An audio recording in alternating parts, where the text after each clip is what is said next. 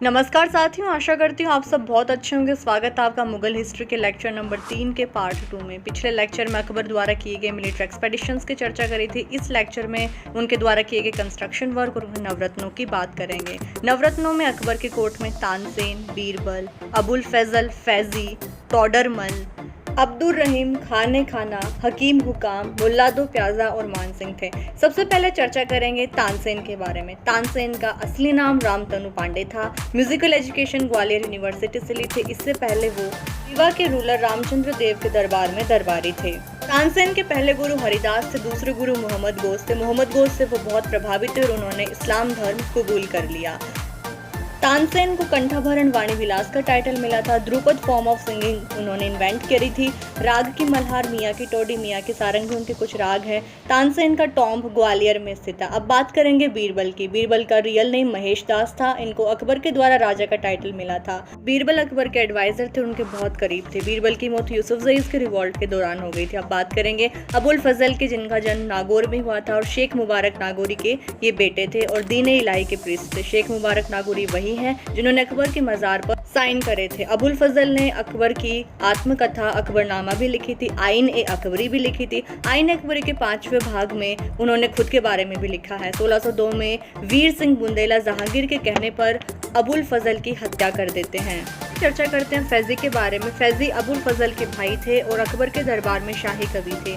फैजी की ही गाइडेंस से महाभारत का पर्शियन भाषा में अनुवाद किया गया और रज़्मनामा नाम दिया गया। अब बात करते हैं टोडरमल की। टोडरमल राजा के रेवेन्यू मिनिस्टर थे। इससे पहले वो शेरशाह सूरी के दरबार में दरबारी थे। टोडरमल ने आइन-ए-दहशाला, जो टोडरमल बंदोबस्त के नाम से भी जानी जाती है, रेवेन्यू सिस्टम इम्प्लीमेंट किया था। आइन-ए-दहशाला में 10 साल का एवरेज रेवेन्यू निकाला जाता था।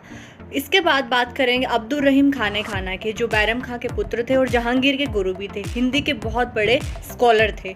चर्चा करते हैं अब हकीम हुकाम की, जो अकबर के किचन में कुक थे। फिर मुल्ला दो प्याजा, जो अकबर के एडवाइज़र थे, जो कि बीरबल से बहुत ही जलते थे। बात करेंगे अब मान सिंह की, जो अकबर के बहुत ही विश्वसनीय सेनापति थे और आमेर के रूलर भी थे। चर्चा करेंगे अकबर द्वारा किए गए कुछ महत्वपूर्ण निर्माण कार्यों की।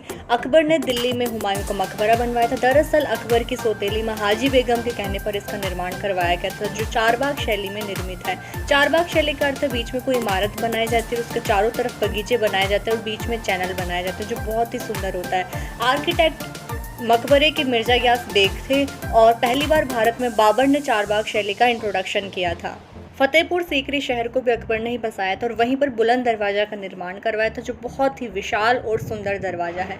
दीवाने आम की स्थापना और निर्माण भी अकबर ने ही करवाया था, जहां पर पब्लिक मीटिंग्स होती थी और आम लोगों की समस्याएं सुनी जाती थी। इसके बाद दीवाने खास, जो फतेहपुर सीकरी में, इसका निर्माण भी अकबर ने ही करवाया था, जहाँ पर अकबर में कुछ खास और प्राइवेट लोगों का ही आना अलाउड था। बात करें अब और बाकी निर्माणों की, तो तुर्की सुल्तान का महल, अनूप तालाब, ख्वाबगाह, बीरबल महल, मरियम महल, लाहौर का किला, इलाहाबाद का किला भी अकबर ने बनवाया था। मैगजीन फोर्ट अकबर का किला, ये आप देख सकते हैं, बहुत ही खूबसूरत है ये अजमेर में। अब चर्चा करते हैं अकबर द्वारा निर्मित आगरे के किले की, जो आगरे का लाल किला भी कहा जाता है। बहुत ही विशाल और खूबसूरत ये किला है। धन्यवाद साथियों, आशा करती हूँ आपको लेक्चर पसंद आया होगा। अगला लेक्चर जहांगीर पे होगा, ज़रूर देखिएगा।